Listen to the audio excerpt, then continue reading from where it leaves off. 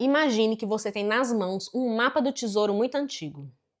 Ele foi escrito há mais de 2000 anos por alguém que conhecia o caminho para a verdadeira felicidade.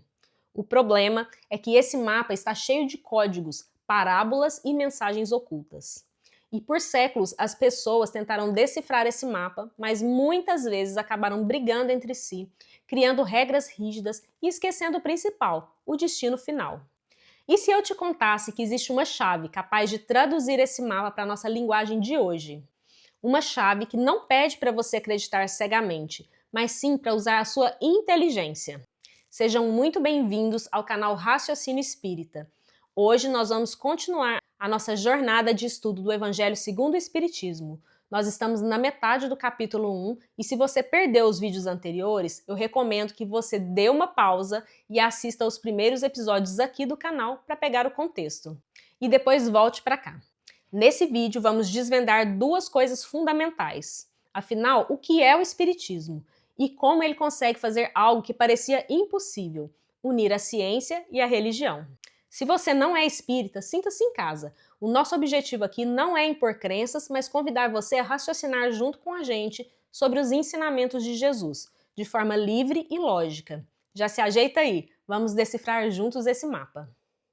E para começar, é preciso olhar para a origem. Quando Jesus esteve aqui, ele trouxe a mensagem do amor. Mas como o próprio livro nos lembra, ele não podia dizer tudo. A humanidade naquela época ainda não tinha maturidade para compreender certas coisas. Era preciso esperar, como diz o texto, das coisas que hão de vir, para o cumprimento dos destinos humanos. Jesus plantou as sementes e disse que no futuro enviaria um Consolador que explicaria todas as coisas. E é exatamente nesse ponto que entra o Espiritismo. Ele não é uma pessoa, não é um profeta novo, é um conjunto de conhecimentos. Preste atenção como o livro define isso. O Espiritismo é a nova ciência que vem revelar aos homens, por meio de provas irrecusáveis, a existência da natureza do mundo espiritual e a sua relação com o mundo físico. Olha que interessante, a nova ciência. O Espiritismo tira aquela ideia de que o mundo espiritual é algo fantástico, mágico ou sobrenatural. Ele mostra que a vida após a morte, a comunicação com os espíritos e a lei de causa e efeito são leis da natureza, tão reais e tão naturais quanto a lei da gravidade. Sabe aquelas coisas que Jesus curava ou os fenômenos que aconteciam ao redor dele, que muita gente achava que era um milagre incompreensível? O Espiritismo vem e explica a lógica por trás disso. Ele é a chave que abre a porta para entendermos o que o Cristo ensinou, mas agora com a clareza que a nossa mente moderna exige. E é justamente por trazer essa lógica que o Espiritismo propõe algo revolucionário: a paz entre a ciência e a religião. Historicamente, parece que essas duas vieram em guerra, não é? De um lado a religião falando de fé, moral, e do outro a ciência, focada apenas na matéria e nas provas físicas. Mas Allan Kardec nos traz uma visão genial do Evangelho. A ciência e a religião são duas alavancas da inteligência humana. Uma revela as leis do mundo material e a outra as leis do mundo moral. Ambas as leis tendo, no entanto, o mesmo princípio, que é Deus, não podem se contradizer. Faz todo sentido. Se Deus é a inteligência suprema que criou o universo, ele criou tanto a biologia e a física, quanto as leis do amor e da justiça. Deus não iria criar leis que brigam entre si. O conflito só acontece porque os seres humanos olhavam as coisas de forma limitada. Mas os tempos mudaram. Nós não precisamos mais escolher entre ser uma pessoa inteligente e racional ou ser uma pessoa de fé. Nós podemos e devemos ser os dois, como o livro destaca de forma brilhante.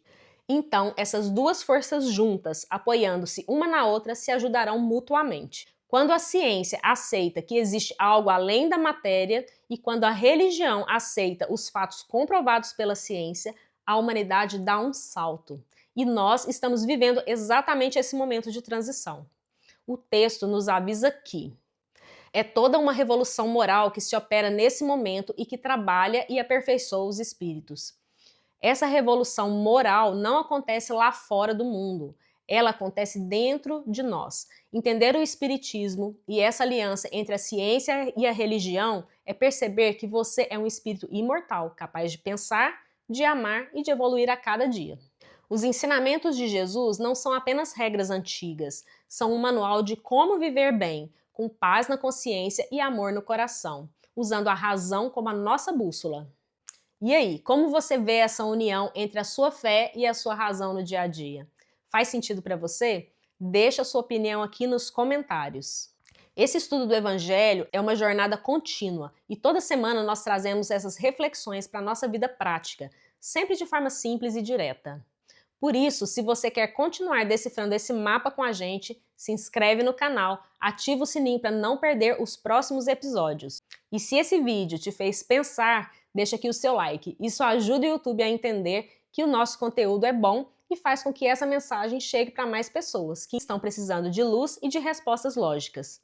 Muito obrigada por me fazer companhia até aqui, um grande abraço, fique em paz, continue usando o seu raciocínio e até o nosso próximo estudo!